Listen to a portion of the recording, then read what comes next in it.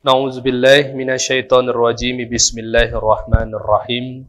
Assalamualaikum warahmatullahi wabarakatuh. Alhamdulillahi rabbil alamin. Assalatu wassalamu ala asyrafil anbiya'i wal mursalin sayyidina wa maulana Muhammadin wa ala alihi wa sahbihi ajma'in. Allahumma salli wa sallim ala sayyidina Muhammad wa ala alihi wa sahbihi wa man tabi'ahum bi ihsanin ila yaumiddin, amma ba'd. Yang pertama, yang paling utama dan selalu kita utamakan, puji dan syukur atas kehadirat Allah Subhanahu wa taala yang telah banyak memberikan kita nikmat, yang telah memberikan kita kebahagiaan di dunia, yang juga mengizinkan kita untuk merasakan kenikmatan dalam menjadi seorang mukmin, kenikmatan menjadi seorang muslim, kenikmatan dalam menuntut ilmu, dan juga semoga Allah Subhanahu wa taala terus memberikan kita kebaikan dan nikmat tersebut sehingga kita menjadi hamba-hambanya yang semakin beriman dan juga bertakwa. Salawat dan salam selalu kita sampaikan kepada junjungan kita Nabi besar Muhammad sallallahu alaihi wasallam. Semoga salawat yang selalu kita sampaikan kepada beliau, sunnah-sunnah yang selalu kita ikuti, kita lakukan, mengikuti, mengiringi ibadah-ibadah yang diwajibkan. Semoga Allah Subhanahu wa taala catat di antara amalan penyempurna ibadah-ibadah kita dan juga termasuk cinta kita kepada baginda Nabi sallallahu alaihi wasallam. Bapak-bapak, ibu-ibu yang dirahmati Allah Subhanahu wa taala, untuk keberkahan pengajian kita pada malam hari ini kita buka dengan melapaskan nafas al-basmalah. Bismillahirrahmanirrahim. Bapak-bapak, ibu-ibu yang dirahmati oleh Allah Subhanahu wa taala, insyaallah kita akan melanjutkan masih di dalam pembahasan bab salat, pembahasan tentang salat Jumat. Mereview pembahasan yang sudah kita bahas pada pertemuan sebelumnya, yaitu tentang dua rukun di dalam pelaksanaan ibadah salat Jumat. Yang pertama yaitu rukun pertama yaitu pelaksanaan khutbah ataupun seorang khatib yang menyampaikan dua khutbahnya dan makmum ataupun jamaah mendengarkan khutbah tersebut. Itu sebagai bentuk dari rukun pertama dari pelaksanaan Jumat. Yang kedua yaitu melaksanakan sholat Jumat 2 rakaat. Maka sebagaimana yang sering kami sampaikan, bahwasanya sholat Jumat itu namanya sholat Jumat, tetapi pelaksanaannya harus terpenuhi dua rukun tersebut. Harus ada khutbah yang disampaikan, ya. Dan dalam khutbah tersebut terdapat rukun-rukun, sudah kita bahas. Ada 5 rukun, seperti seorang khatib harus memulai khutbah. Rukunnya yaitu wajib untuk disampaikan, yaitu ada tahmid, ungkapan puji kepada Allah, alhamdulillah, berbagai macam bentuknya, intinya ada pujian kepada Allah. Alhamdulillahirabbil alamin, nahmaduhu wa nasta'inu, atau alhamdulillahirabbil alamin, assalatu wassalam. Itu rukun pertama. Yang kedua harus ada sholawatnya di dalam khutbah tersebut. Yang ketiga pemberian wasiat. Wahai manusia atau jamaah yang dirahmati Allah Subhanahu wa taala, khatib berwasiat kepada diri pribadi dan juga kepada seluruh jamaah. Nah, itu yaitu rukun ketiga. Tapi 3 rukun ini diletakkan ataupun harus ada di dalam khutbah pertama dan khutbah kedua dengan syarat menggunakan bahasa Arab. Kok Pak harus hafal gitu dalam bahasa Arab? Sebenarnya caknya rata-rata kita karena tiap minggu itu diucapkan oleh khatib pasti hafal. Alhamdulillahirabbil alamin, assalatu wassalamu ala asyrafil anbiya'i wal mursalin, atau lebih singkat ataupun lebih mudah, alhamdulillahirabbil alamin, Allahumma salli ala sayyidina Muhammad wa ala alihi wa ashabihi ajma'in. Fa ya ayuhan nas ittaqullah. Nah, itu rukun, 3 rukun di dalam khutbah pertama dan kedua. Kemudian pada khutbah kedua ada rukun yang mesti untuk dilaksanakan pembacaan antara rukun pertama, rukun kedua, atau dua-duanya, yaitu pembacaan kitab suci Al-Quran ataupun ayat-ayat Al-Quran.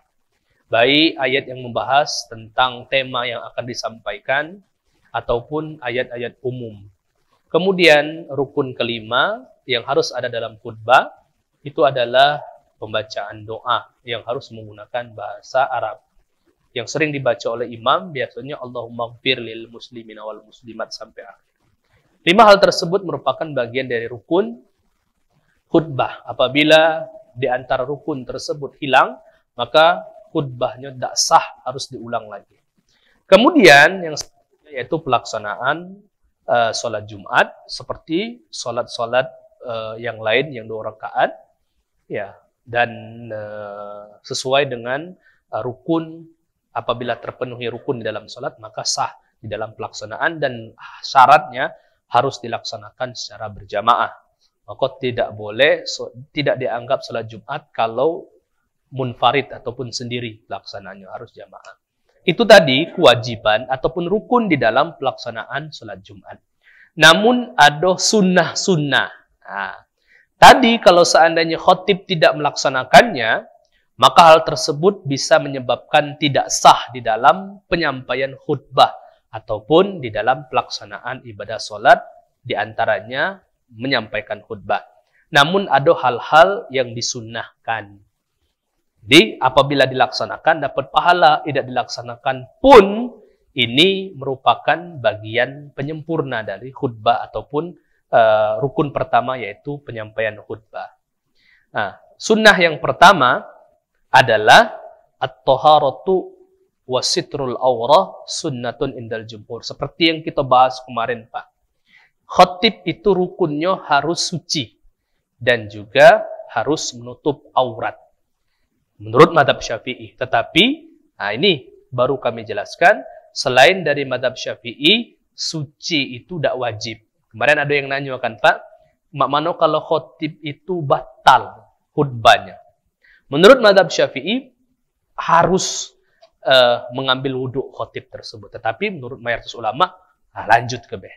Kalau khutbah itu bentuknya sunnah, bukan bukan rukun ataupun syarat khutbah diterima, tetapi merupakan bagian dari sunnah. Wahia ma ya'ti ma'a bayani ara'il fuqaha'ul akhirin. Itu agak dijelaskan, ya. Dan syaratul sihatil khutbah inda Syafi'iyah kama bayanna, menurut Syafi'iyah itu merupakan bagian dari syarat, ya. Tetapi selain dari Syafi'iyah itu merupakan hal yang disunnahkan, bukan yang disyaratkan. Kemudian disunnahkan, boleh tak Ustadz khatib ini tidak naik mimbar? Mungkin ketika khatib menyampaikan khutbahnya, khatib ini melaksanakan khutbahnya itu di depan jamaah, tetapi tidak naik mimbar. Cak kita ngisi kultum kajian atau kultum ataupun ceramah kan di depan jamaah, tidak mesti harus naik mimbar.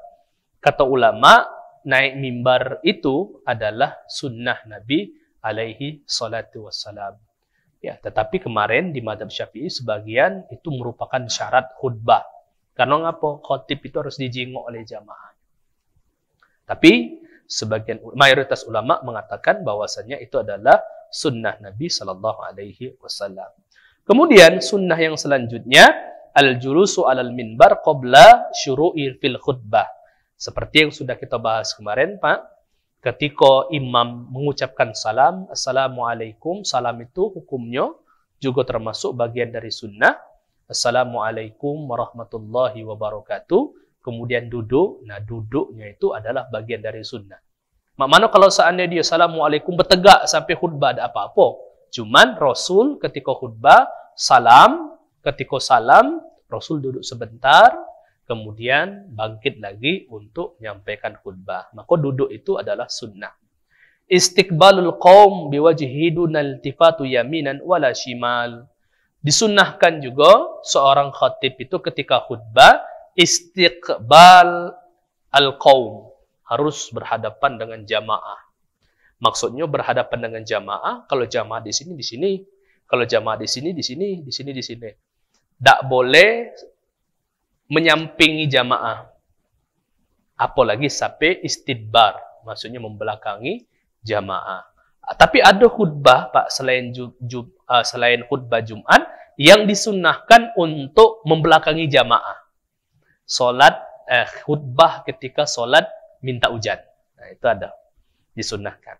Ya, itu saja. Ayusallima 'alan nas iza sa'idal minbar. Seperti yang kami sebutkan tadi, ketika khotib naik mimbar, disunnahkan ketika pengen memulai khutbahnya, baru naik mimbar, itu untuk mengucapkan salam. Karena Nabi SAW iza sa'idal minbar sallama. Ketika Rasul naik mimbar, maka Rasul SAW mengucapkan salam.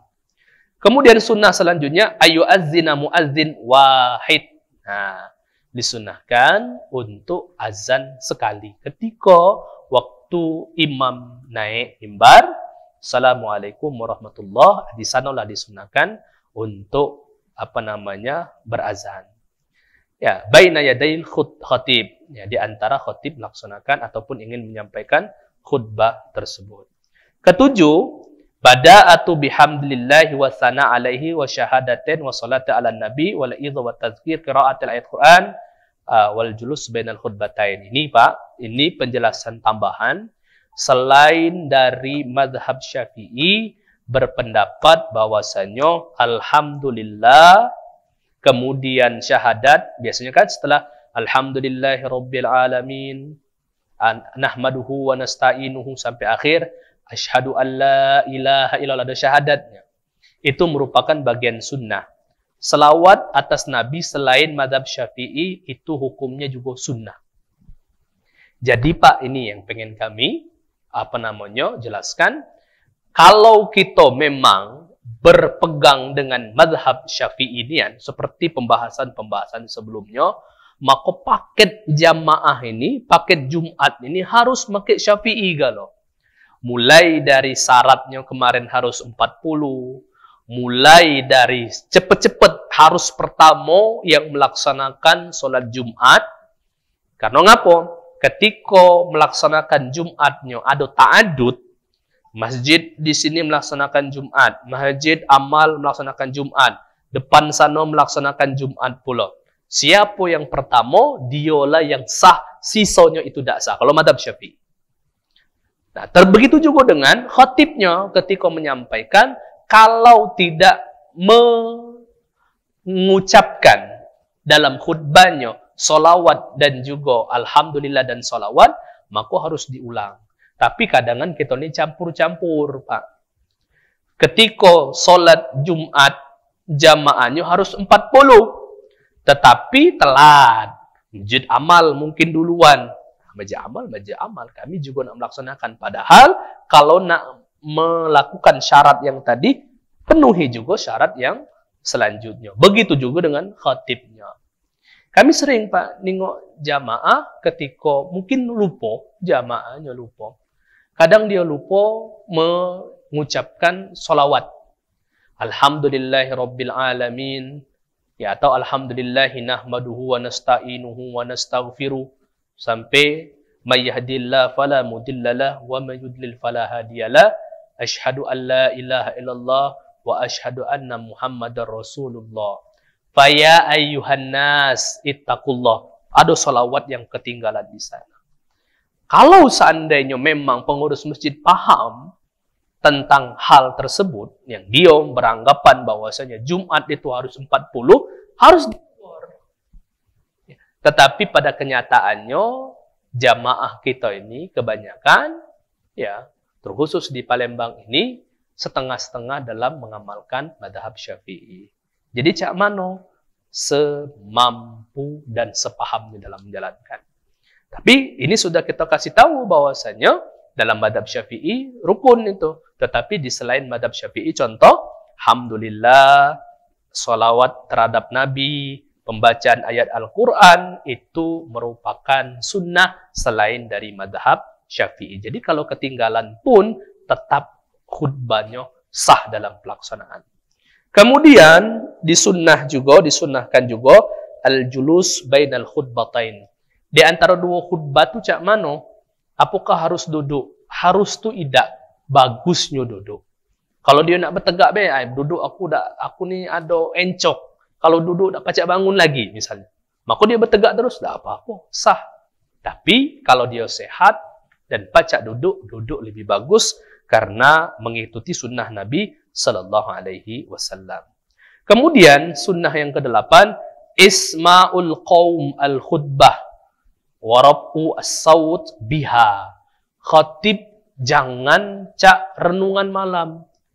Jamaah yang dirahmati oleh Allah Subhanahu wa taala. Ngantuk wong. Ya, seorang khatib disunahkan untuk menyampaikan khutbahnya harus didengar oleh jamaah. Warab is-saut, dan angkat suaranya. Khatib yang baik adalah khatib yang semangat dalam berkhutbah. Itu disunahkan. Karena Rasul sallallahu alaihi wasallam iza khotiba, ketika Rasul berkhutbah, marrat aina. Rasul itu semangat dalam berkhutbah sampai kadang beliau menyampaikan khutbah itu mata beliau itu memerah. Ya. Wa ala sautahu, dan nada dalam menyampaikan khutbah tersebut sampai meninggi. Washtadda ghadabahu, bahkan Rasul ketika hal yang berhubungan dengan masalah azab, maksiat dan sebagainya, beliau seperti marah dalam menyampaikan khutbah tersebut. Hatta ka'annahu munazzir jaish, sampai-sampai beliau itu seperti seorang komandan yang memberikan semangat kepada peleton ataupun kepada tentara-tentara ataupun bawahan-bawahannya.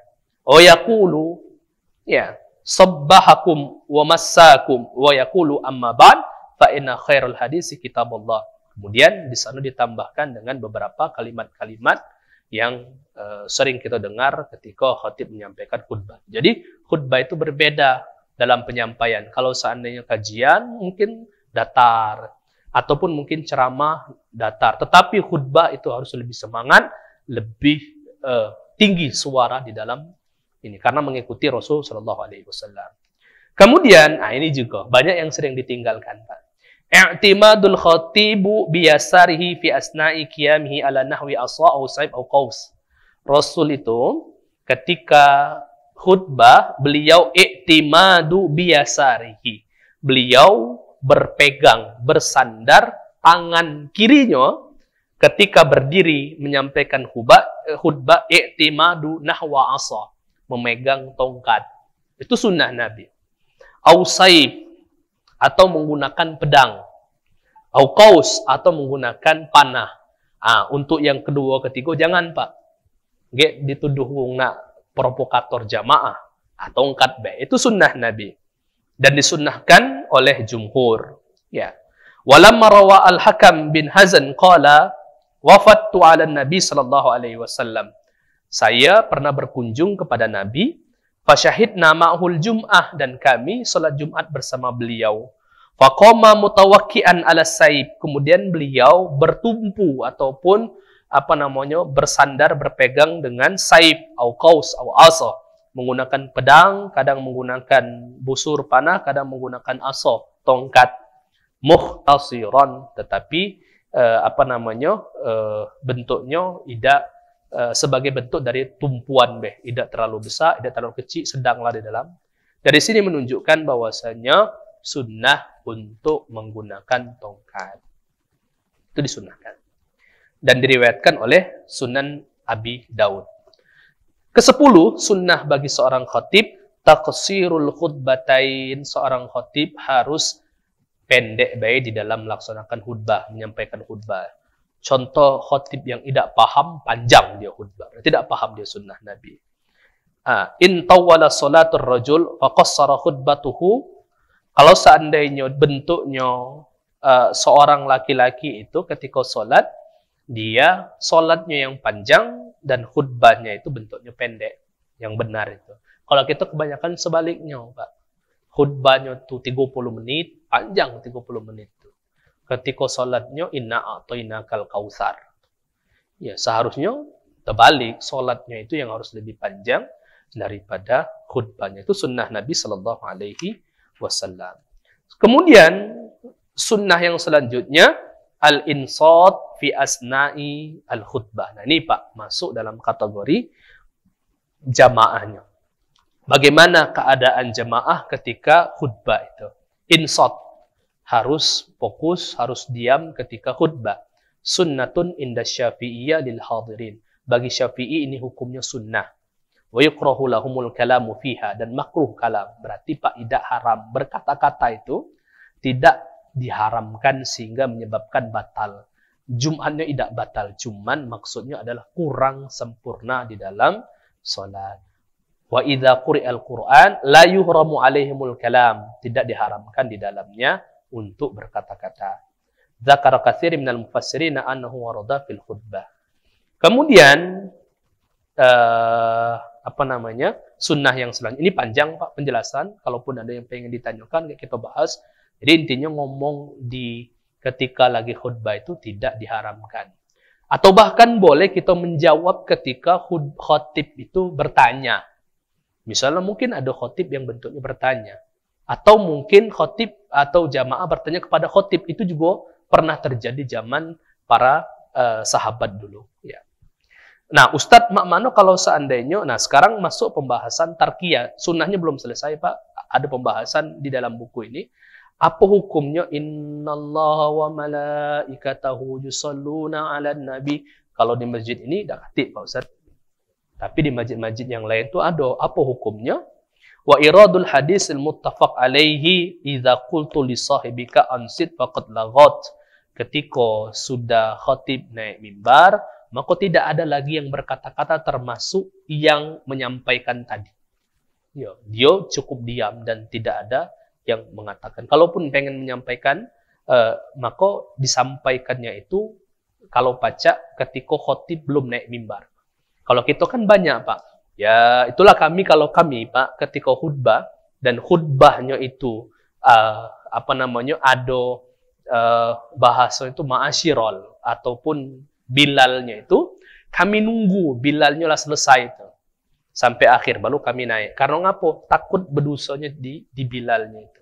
Karena sebagian ulama ada yang mengatakan kalau seandainya imam sudah naik ke mimbar ini Pak, maka menjadi kurang sempurna termasuk yang yang penyampai tadi. Maka selesai kalau dia untuk melaksanakan azan, kemudian kita naik. Wa hukmu annahu bid'atun li hudusiha ba'da sadril awal. Itu sebagian ulama ada yang mengatakan bid'ah. Tetapi ulama yang lain mengatakan hasanah. Ada hal kebaikan yang bisa didapatkan. Lamma fiha minat tadhkir bin madmunil hadisin wal ayah. Apabila di dalamnya itu ada ayat dan hadis. Jelas. Ada hadis yang kita sampaikan. An Abi Hurairah radhiyallahu an. Bagi yang melaksanakan itu. Bahwasanya Rasul sallallahu alaihi wasallam bersabda, "Iza qulta li sahibika ansit wal imamu yahtib." Wal imamu yaktub, ketika kalian berkata-kata dan sedangkan khotib telah naik pada mimbar atau naik mimbar dan telah menyampaikan khutbahnya, faqad lagot, biasanya sering hadis itu. Maka ulama berpendapat ini adalah sebuah kebaikan. Maka silakan dilaksanakan bagi yang meyakini itu kebaikan. Tapi ada yang beranggapan itu sudah tahu galau wong. Maka boleh untuk tidak terapkan yang namanya bilal ataupun ma'asyirol tersebut. Itu bagian dari kesunahan. Kemudian sunnah yang ke-12 tahiyatul masjid lid-dakhil wal imamu yaktub. Nah ini Pak. Ustaz, khatib sudah naik mimbar. Jamaah datang. Apa hukumnya? Nah, ini sering kita bahas, Pak. Tahiyatul masjid menurut mazhab Syafi'i dan Hambali tetap sunnah. Tetap laksanakan salat tahiyatul masjid. Dalilnya apa? Rawa Jabir qala, diriwayatkan oleh Jabir, jaa rajulun ila Nabi sallallahu alaihi wasallam, datang seseorang kepada Nabi wa huwa yakhtubun nas, dan Nabi tersebut sedang khatib. Faqala, kemudian Rasul berkata, wa sallaita ya fulan, ketika masuk nak ngadap Rasul, sudah solat belum? Rasul sedang khutbah. Wa sallaita ya fulan, dan kau sudah solat belum? Faqala la, belum. Qala kum farqa, kau duduk itu jangan duduk, bangun dulu. Dan rukuklah, masuk rukuklah di sini, laksanakan solat dulu. Ya. Wa fi riwayat fa shalla rakaatain, dalam riwayat yang lain ya diriwayatkan dalam hadis Bukhari dan Muslim dan juga jamaah ahli-ahli hadis, para perawi hadis mengatakan fa shalli rakaatain, salatlah engkau 2 rakaat. Dari sini Imam Syafi'i, mazhab Syafi'i dan mazhab Hambali mengatakan bahwasanya disunnahkan tetap khutbah. Apalagi ditegaskan iza jaa ahadukum wal imamu yakhthub falyusalli rak'ataini. Diriwayatkan di dalam hadis Imam Muslim bahwasanya kalau seandainya imam sedang khatib tetap melaksanakan 2 rakaat. Wa ma'ada tahiyatu tuhramus salatu bimujarradi su'ubatil khutbah su'udil khutbah mimbar hatta wa illam yubashiru bil khutbah. Kalau selain tahiyatul masjid, maka tidak usah laksanakan solat tahiyatul masjid. Ayahku nak solat sunnah, wuduk misalnya, maka tidak usah duduk berlangsung. Tapi kalau nak tahiyatul masjid, maka tetap laksanakan tahiyatul masjid. Pendapat kedua, Imam Abu Hanifah dan juga Imam Malik ya, mengatakan iza kharajal imam ila mimbar fala salatun wala kalam. Kalau imam sudah naik mimbar, dak katik yang namanya solat, dak katik yang ngomong. Fala tusalli tahiyatul masjid, dan tidak disunnahkan tahiyatul masjid wa tukrah, bahkan dimakruhkan. Pengen dapat pahala, tapi sebaliknya.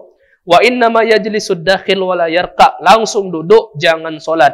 Li'anna Nabi sallallahu alaihi wasallam qala, Rasul sallallahu alaihi wasallam berkata, mengatakan lilladzi jaa yatakhatta riqabun nas, ketika seorang bentuknya ketika lagi Rasul khutbah, tiba-tiba ada sahabat yang melangkahi saudaranya. Melangkahi masuk di sini, itulah Pak makruh bagi kita bahas. Kalau pacak, kalau sudah masuk waktu khotib naik mimbar, maka sebelumnya itu kalau pacak maju kalau Pak. Ngapo? Kalau kita tidak tahu ngapo sebabnya, ada bucu sana, bucu sini, bucu situ. Sehingga uang yang baru datang ini memberikan kesempatan dia untuk bisa masuk juga. Karena ngapo Pak? Ketika kita, misalnya kami di sini, ada uang di sini, ada uang yang bentuknya permisi, melangkahi. Maksudnya melangkahi sampai ke pundaknya, makruh. Kata Rasul bentuknya, ijlis qad azzaita. Duduklah ketika khotib sedang khutbah, duduk fala azzaita. Jangan sampai menyakiti saudaramu. Berarti Pak, ketika kita, tiba-tiba gujuk-gujuk datang, sholat depan kita lagi khutbah, khotib. Maka ini yang masuk dalam hadis Nabi. Oleh karena itu, Imam Malik dan Imam Abu Hanifah nyuruh supaya duduk, jangan sholat, dengarkan khatib.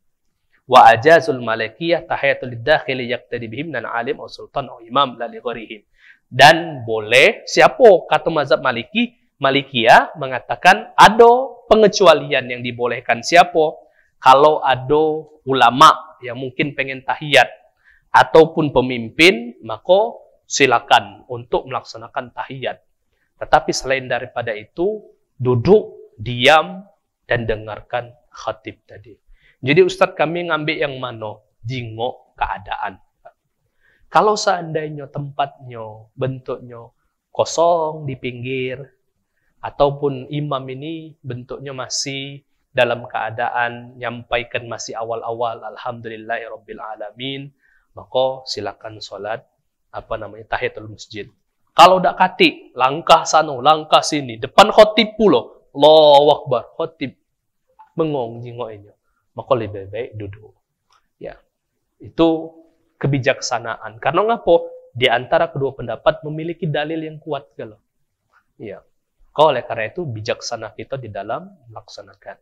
Nak tahiyatul masjid silakan, jangan mengganggu jamaah yang lain, apalagi khotib. Bucu sana, apa kan? Belakang sana. Begitu juga yang idak tahiyatul masjid, bentuknya jangan ngatoi yang tahiyatul masjid. Ya, karena mereka juga memiliki dalil. Kemudian sunnah yang ketiga, nuzulul imam alal minbar. Imam khatib itu ketika selesai khutbah, jangan terlalu lama. Aman seandainya dia ada kacamata, ada HP, ada kertas, taruh lah di sana dulu lagi ngambilnya. Karena ngapo? Disunnahkan khatib segera keluar dari mimbar untuk turun ke solat Karena ngapo? Iqomah makruh ketika khotib masih di atas mimbar. Jadi kayak dulu, turunlah dulu, apa namanya, si khotib ini baru Allahu Akbar, Allahu Akbar, syahadu an la ilaha illallah. Karena ngapo? Khotib disunahkan untuk cepat, si apa namanya, iqomah, yang melaksanakan iqomah ini, dia tidak dimakruhkan ketika khotib masih di pucuk, dialah melaksanakan iqomah tadi. Kemudian, sunnah-sunnah yang lainnya, yaitu sunnah-sunnah yang berhubungan dengan hari Jumatnya. Agak kita bahas, Pak, tentang sunnah-sunnah hari Jumat. Ini adalah sunnah-sunnah, apa nak dibahas langsung?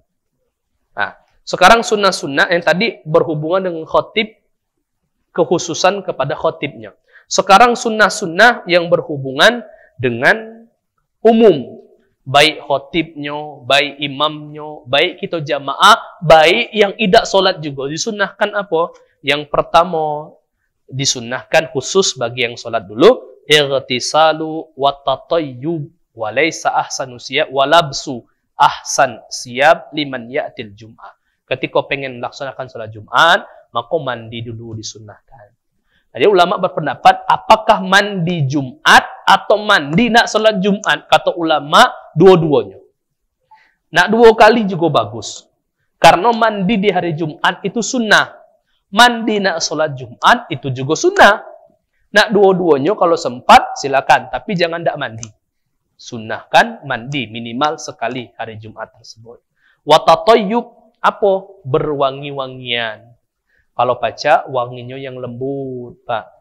Jangan wangi yang mengganggu. Ada yang wangi, saking wanginya, galak membuat pening kepala. Wangi yang lembut, wangi yang ini. Ya. Walabsi ahsani siyab. Pakaian terbaik ketika hari Jumat. Jangan sebaliknya, nak kondangan bagus nian. Nak solat Jumat, hari raya setiap Jumat. Hari raya kita, Pak, Jumat ini. Maka menggunakan pakaian yang biasa, be. Ya, kalau pacak menggunakan pakaian. Ya, wa sunnatu inda jumhur ulama, disunnahkan oleh mayoritas ulama. Yang kedua, takbiril jum'ah masyian. Bisakinatin wa wiqar wa iqtirabu minal imam. Ya, pertama, Pak, bukan hanya ketika kita haji bae labbaik Allahumma labbaik. Dari rumah tu berzikir Allahu Akbar, Allahu Akbar, Allahu Akbar. Disunnahkan. Ya, dengan tenang, wiqar, waqtirabu minal imam, dan disunahkan untuk ketika masuk masjid cari mana mihrab. Mihrab tu ini, Pak, namanya. Nah, paling dekat itulah paling terbaik seperti yang pernah kami jelaskan tadi, ya. Nah ini, Pak, hadisnya kami sebutkan kemarin. Man ghassala yaumul jum'ah waqtasala.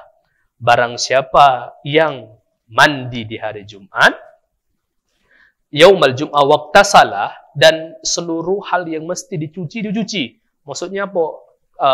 Pakaiannya yang bagus, tangannya dicuci, intinya berwuduk dan sebagainya. Wa baqara wabtakara. Dia pergi dengan segera dan cepat, tidak nak nunggu azanian. Maka wa masya walam yarkab, disunnahkan juga untuk berjalan, Pak. Kalau kendaraan memang dibolehkan, tetapi bagusnya berjalannya dengan jalan kaki. Ya. Wadana minal imam, kemudian dekat dengan imam, pastama'a, kemudian dia mendengar, walam yalghi, dan tidak berkata-kata, kana lahu bikulli khutwatin amal sunnah, setiap langkah yang dia lakukan dihitung sebagai sunnah, ajrun siyamaha wa qiyamaha, seperti melaksanakan puasa dan melaksanakan tahajud. Diriwayatkan oleh Imam Tirmizi dan juga Imam Abu Daud dan Imam Ibnu Majah. Jadi, Pak, memang diniatkan dari mandi, berpakaian bagus, berjalan kaki, datang cepat, kemudian berjalan dekat dengan imam, mendengarkan khatib, tidak ngomong-ngomong. Setiap langkah yang kita laksanakan dan setiap amalan yang kita lakukan tadi itu ajrun siyamaha wa qiyamaha. Ajrun siyamiha wa qiyamiha. Seperti melaksanakan ibadah puasa dan melaksanakan malam pelaksanaan salat tahajud. Maka disunnahkan untuk. Kemudian tanziful jasad, tahsinul hay'ah qabla salat. Memperindah anggota tubuh. Bitaklimil azofir, potong kuku.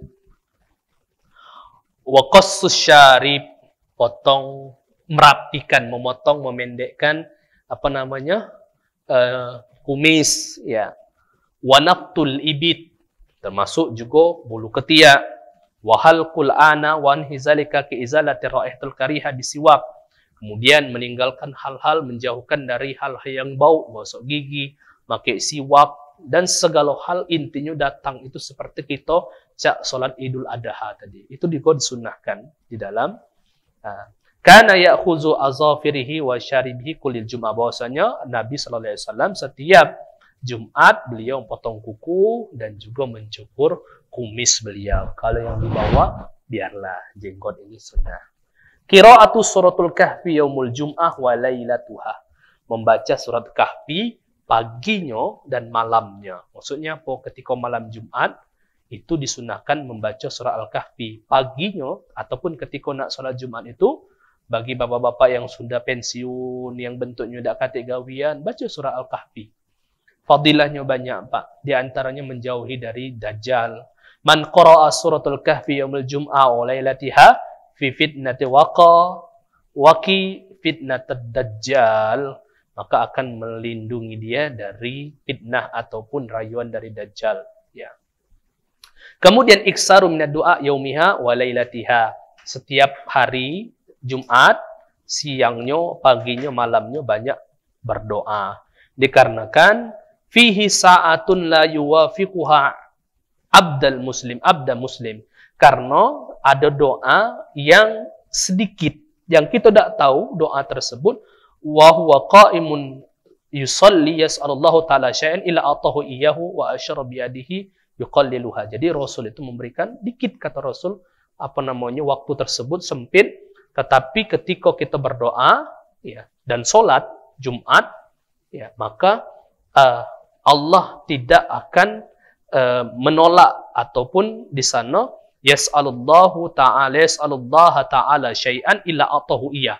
Ketika dia meminta, maka Allah pasti akan memberinya. Diriwayatkan oleh Bukhari dan juga Muslim. Jadi hadisnya ini kuat. Jadi banyak-banyak berdoa. Iksaru minas salati ala Rasul sallallahu alaihi wasallam. Perbanyak juga salawat kepada Nabi. Yaqra'u imamu jahran ba'dal Fatihah fi rakatil ula salat Jum'ah. Bagi yang khatibnya pendek tadi, maka disunnahkan untuk membaca surat Jumu'ah di rakaat pertama. Tapi kalau untuk standar kita Jumat itu surat Jumu'ah itu terlalu panjang. Kasihan yang tua-tua. Rakaat keduanya surat Al-Munafikun. Tetapi kalau seandainya bentuknya nak pendek, setidaknya rakaat pertama Sabbihisma rabbikal a'la, rakaat kedua hal ataka hadisul ghasyiyah, itu sunnah. Ustaz dah apal aku. Sudah, kulhu itulah aman. Nomor 8, ketika malam Jumat disunnahkan untuk membaca Alif Lam Mim Sajadah ketika subuhnya. Baca Alif Lam Sajadah. Tapi tidak wajib. Tapi kebanyakan kita ini mewajibkan. Ada pernah, Pak, solat kami kena marah kan tidak baca surat Sajadah. Karena Allah sudah menganggap bahwasanya itu wajib. Ya, sujud itu ayat tilawah itu, yang ada sujud tilawahnya. Alif Lam Ra itu. Ya, jangan sampai Al-Lamim Sajadah, jangan sampai menjadikan sebuah kewajiban. Ya. Salatu arba'a rakaat qoblal jum'ah wa arba'u ba'dah. Ini pernah kita bahas juga. Disunnahkan, mayoritas ulama menyunahkan 4 rakaat sebelum Jumat, qobliyahnya, dan 2 rakaat setelah Jumat. Kemudian juga disunnahkan qiraatul Fatihah wal Ikhlas ula mu'azatin ba'dal Jum'ah. Setelah Jumat juga disunnahkan untuk membaca Al-Fatihah, surat Al-Ikhlas, kemudian Qul a'udzu birabbil falaq, Qul a'udzu birabbin nas. Itulah tadi bapak-bapak yang dirahmati Allah Subhanahu wa taala di antara sunnah-sunnah yang dianjurkan baik bagi si khatib dan juga baik bagi kita yang bukan khatib. Khatib juga disunahkan, tetapi untuk umum, ya, untuk segera memperindah diri, menyiapkan pakaian dan sebagainya, itu bagian dari yang disunahkan. Sebenarnya pertemuan lanjutan B, Pak Ustadz, ya, ada makruh-makruh, Ya, makruh-makruh ketika Jumat itu banyak. Ya, contoh apa namanya? Ketika galak mengakhirkan Jumat, datang nak nunggu azannya, itu juga hal-hal yang dimakruhkan. Berjual beli, aman ada toko, aman ada ini, tutuplah langsung toko karena makruh. Bahkan dalam mazhab Hanafi itu makruh tahriman, makruh yang mendekati hal yang diharamkan. Itu insya Allah akan kita bahas. Begitu juga dengan mufsidatil Jumat, hal-hal yang bisa membatalkan Jumat, sehingga Jumat tersebut tidak dihitung dan harus diulang lagi. Itu insya Allah kita akan bahas di pertemuan yang akan datang. Bapak-bapak yang dirahmati oleh Allah Subhanahu wa taala, sebelum kita tutup, kita berdoa semoga Allah memberikan kebahagiaan, Allah memberikan rahmat, Allah memberikan kebaikan dan manfaat dari apa yang sama-sama kita pelajari. Semoga Allah menjadikan kita hamba-hamba yang makin lebih baik, yang Allah jadikan sebagai hamba-hamba penghuni surganya Allah Subhanahu wa taala. Nauzubillahi minasyaitonir rajim. Bismillahirrahmanirrahim. Alhamdulillahi rabbil alamin. Wassalatu wassalamu ala asyrafil anbiya'i wal mursalin wa ala alihi washabbihi ajma'in. Allahumma anfa'na bima 'allamtana wa 'allimna ma yanfa'una warzuqna 'ilman tanfa'una bi rahmatika ya arhamar rahimin. Allahumma inna nastawdi'uka ma qara'na wa ma hafidhna wa ma ta'allamna warzuqhu ilayna inna hajatina ilayhi innaka 'ala kulli syai'in qadir. Wa sallallahu ala sayyidina Muhammad wa ala alihi washabbihi wasallam walhamdulillahi rabbil alamin. Kita tutup dengan melepaskan nafas alhamdulillah. Alhamdulillahirabbil alamin. Assalamualaikum warahmatullahi wabarakatuh.